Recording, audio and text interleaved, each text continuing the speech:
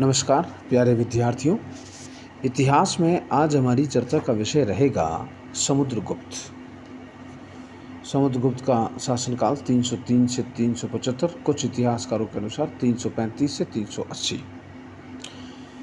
समुद्रगुप्त के बारे में, जो समुद्रगुप्त के शासनकाल की, उसके साम्राज्य की जो है हमें महत्वपूर्ण जानकारी किससे प्राप्त होती है? हमें उसकी महत्वपूर्ण जानकारी है हरिसेन द्वारा लिखित जो है प्रयाग प्रशस्ति लेख से, उसके द्वारा निर्मित सिक्के, मुद्राएं, मोहरों से भी समुद्रगुप्त के शासनकाल की महत्वपूर्ण और समग्र जानकारी प्राप्त होती है। इतिहासकार शर्मा व्यास के अनुसार समुद्रगुप्त जो थे, उनकी माता का नाम कुमार देवी और पिता का नाम जो था वो चंद्रगुप्त प्रथम था, और उनकी पत्नी जो थी समुद्रगुप्त की वो दत्ता देवी थी।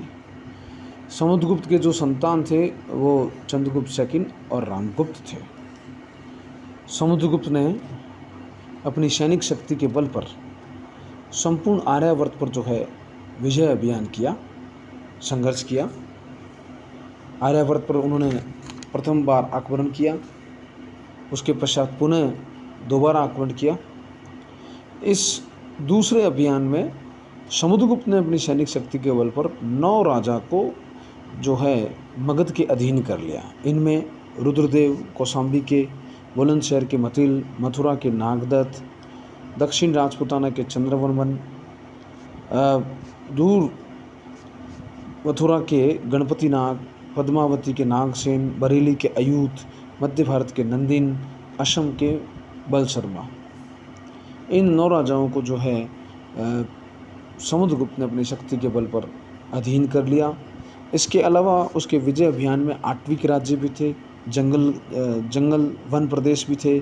दक्षिण विजय अभियान में समुद्रगुप्त ने अपने दक्षिण भारत के विजय अभियान में जो अधीनस्थ जो थे शासक उसके समुद्रगुप्त के अधीन, उनमें कौशल का महेंद्र, महाकांतार का व्यागराज, जौनपुर का मंटराज, पृष्ठपुर का महेंद्रगिरी, कोटूर का स्वामीदत्त, कांची का विष्णुगुप्त, अवमुक्त का नीलराज, वेंगी का हस्तिवर्मा, पालक का उग्रसेन, देवराष्ट्र का कुबेर, कुस्थलपुर का धनंजय।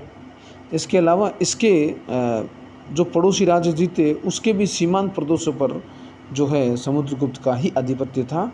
उनमें कौन कौन से राज्य सम्मिलित थे? इनमें समतट, दवा, कामरूप, नेपाल, कर्तपुर, गणराज्य, मालवा, अर्जुनायन, योधे, माद्रेक, आभीर, प्रार्जुन, शनकानिक, काक, खरपरिक।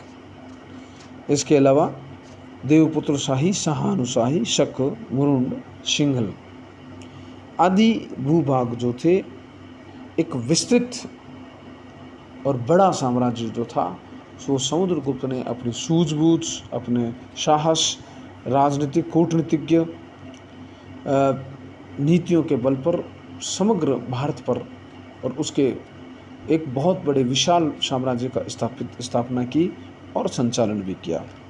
समुद्रगुप्त अपने शासनकाल का एक श्रेष्ठ शासक होने के साथ साथ साहित्य कला का भी संरक्षक था, सहिष्णु था, दानप्रिय था, अनेक लोक कल्याणकारी भी कार्य किए।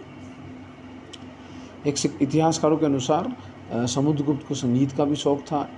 कुछ ऐतिहासिक सिक्के प्राप्त हुए सोने के, उसमें उन्हें वीणा बजाते हुए बताया गया है। इससे ज्ञात होता है कि समुद्रगुप्त का शासनकाल स्वर्णकाल इसलिए कहा जाता है गुप्त काल को, क्योंकि सोने के सिक्के जो थे अधिकतर चलते थे और अनेक स्थानों पर उत्खनन में प्राप्त भी हुए हैं। इतिहास के एक नए विषय के साथ कल फिर हम चर्चा करेंगे। तब तक के लिए धन्यवाद। जय हिंद, जय भारत।